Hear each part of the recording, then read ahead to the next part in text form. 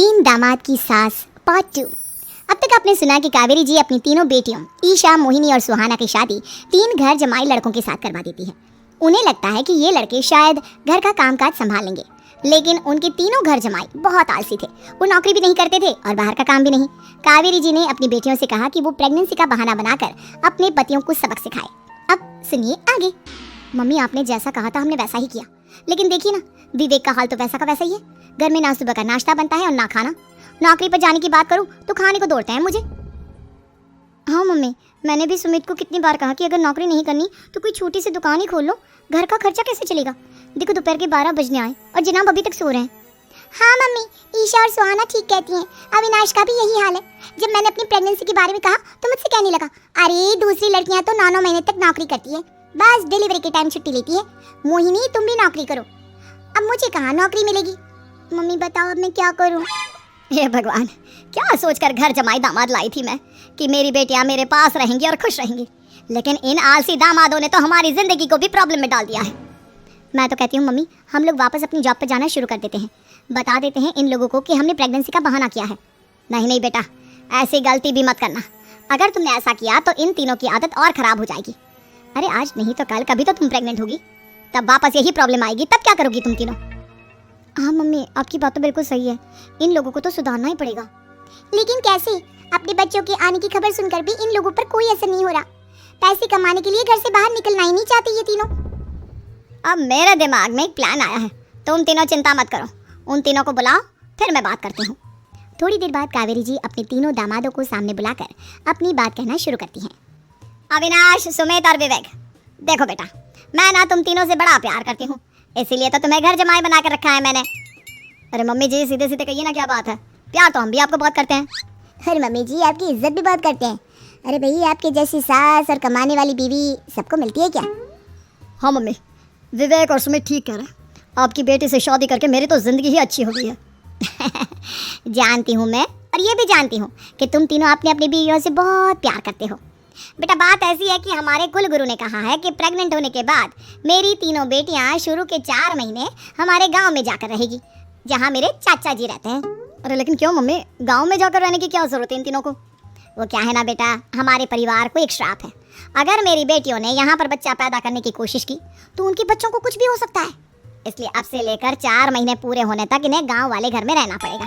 हाँ तो इसमें प्रॉब्लम क्या है मम्मी जी, हम भी वहाँ जाकर रहेंगे, पिकनिक मनाएंगे। अरे भाई, बीवी जहाँ हम भी वहाँ। हाँ यार, आइडिया तो बहुत अच्छा है। शहर की ज़िंदगी में रह रहकर परेशान हो चुके हैं, अब कुछ दिन गांव में बिताएंगे। तुम लोग समझने की कोशिश क्यों नहीं करते। तुम में से कोई भी वहाँ नहीं जा सकता, और मैं यहाँ रहूँगी ना तुम तीनों के साथ।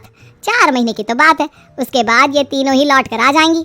ठीक है मम्मी जी, अब हमारे बच्चों का सवाल है तो ये तो करना ही पड़ेगा। कावेरी अपनी तीनों बेटियों को कुछ दिन के लिए घर से बाहर कहीं दूसरे शहर में रहने के लिए भेज देती है। कुछ दिनों के बाद, अरे मम्मी जी, बहुत दिन से पिज्ज़ा नहीं खाए, मंगवाइए ना। क्या बताऊं बेटा, पहले तो बेटियां खर्चा दे देती थी क्योंकि उनकी नौकरी थी, लेकिन अब तो मेरे पास पैसे ही नहीं बचे। थोड़े बहुत पैसे हैं जो बच्चों की डिलीवरी में काम आएंगे। लेकिन मम्मी जी, आपकी बेटियों को वापस आने में तो अभी बहुत वक्त बाकी है। वही सोच सोच कर परेशान हो रही हूँ। सोच रही हूँ कल से दूध भी बंद करवा देती हूँ। अब दूध वाले को देने के लिए पैसे भी तो नहीं है ना। अरे नहीं नहीं मम्मी जी, अगर दूध भी बंद करवा दोगी तो मुझे चाय कहाँ से मिलेगी, और चाय के बिना मैं तो मर ही जाऊंगा। क्या करूं बेटा, इसके अलावा हमारे पास कोई ऑप्शन नहीं है। मेरे पास पैसे ही नहीं बचे। इस तरह कावेरी जी धीरे धीरे अपने तीनों दामादों को पैसे देना बंद कर देती हैं और घर में खाने पीने की चीजें लाना भी बंद कर देती है।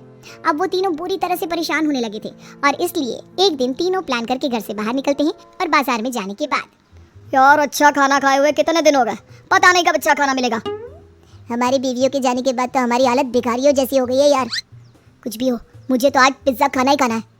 जेब में 1 रुपया नहीं है और पिज्जा खाएगा, कहाँ से आएंगे पैसे। अरे देख, वहाँ सामने बोर्ड पर क्या लिखा हुआ है, कंप्यूटर पर काम करने के लिए एक आदमी की आवश्यकता है। भाई मैं तो जा रहा हूँ, काम करूँगा और शाम तक पैसे लाकर आराम से पिज्जा खाऊंगा। जा जा, तुझे कोई काम नहीं देने वाला, हम तो घर जा रहे हैं। चल भाई सुमित और अविनाश वहाँ से चले जाते हैं, और विवेक उस कंप्यूटर शॉप पर सारा दिन काम करके 5000 रुपये कमा कर घर लौट कर आता है, और अपने खाने के लिए अच्छी अच्छी चीज़ें भी लेकर आता है। ये देखकर विवेक और सुमित के दिल में भी कुछ पैसे कमाने की इच्छा जागती है। अरे सुबह सुबह कहाँ चल दी है तुम। मम्मी जी, एक बहुत अच्छी जगह मिली है, कंप्यूटर पर काम करने के 5000 मिले थे कल मुझे। अगर रोज काम करूंगा तो पूरे 40,000 की तनख्वाह। अरे वाह, ये तो बहुत अच्छी बात है दामाद जी, आपको जाना ही चाहिए। सुमित और अविनाश विवेक को इस तरह तरक्की करते देखकर परेशान हो जाते हैं और वो दोनों भी काम की तलाश में निकल पड़ते हैं। धीरे धीरे उन दोनों को भी काम मिल जाता है। अब कावेरी के तीनों दामाद छोटी मोटी नौकरी करके अच्छा पैसा कमाने लगे थे। एक दिन कावेरी उन्हें अपने पास बुलाती है। अरे वाह, विवेक 40,000 कमा लेता है, अविनाश 60,000 और सुमित तुम भी 40,000 के आसपास कमा ही लेते हो। कुल मिलाकर तुम अच्छे खासे पैसे कमा रहे हो बेटा। हाँ मम्मी जी, बहुत मजा आता है जब महीने के एंड में मोटी रकम हाथ में आती है। पूछिए मत मम्मी जी, घर में रहकर रोटी बना कर और तो जैसा महसूस होने लगा था मुझे तो। हाँ बेटा, तुम तीनों की बात तो बिल्कुल ठीक है। और जानते हो, अब तुम तीनों की पत्नियां भी वापस लौट कर आने वाली है। लेकिन मम्मी जी, अभी तो उन्हें गए सिर्फ 2 महीने हुए हैं। आपने तो कहा था वो 4 महीने के बाद लौट कर आएंगी। ऐसा कुछ नहीं है बेटा, मैं सिर्फ तुम तीनों को सबक सिखाना चाहती थी कि आदमी घर में बैठकर बीवी की कमाई खाता हुआ अच्छा नहीं लगता। इस दुनिया में हर इंसान को मेहनत करनी चाहिए, काम करना चाहिए, चाहे वो औरत हो या आदमी, ताकि अपने परिवार को संभाल सके।